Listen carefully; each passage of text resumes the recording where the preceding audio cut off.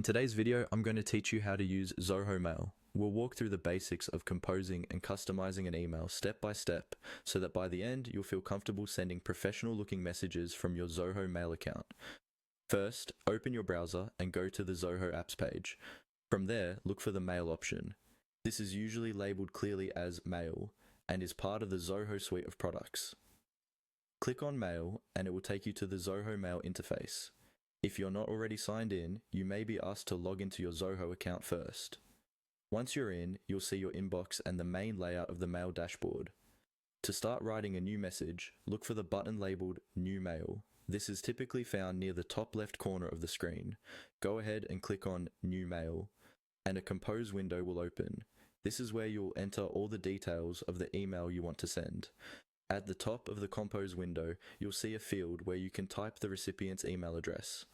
Click into that field and start typing the email address of the person or group you want to send the message to. Zoho may suggest contacts as you type.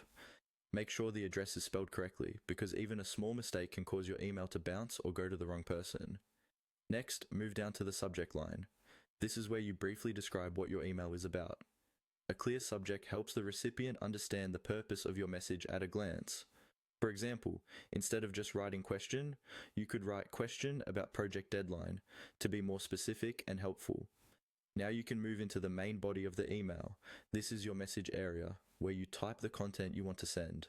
Take a moment to organize your thoughts, use short paragraphs, and keep it clear and readable. Zoho Mail also gives you options to customize your email.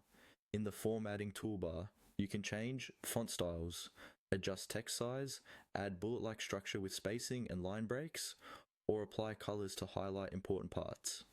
You can also insert links. To do this, select the text you want to make clickable, then use the link icon in the toolbar, paste the URL and apply it. This is useful for sharing websites, documents, or meeting links in a clean, professional way.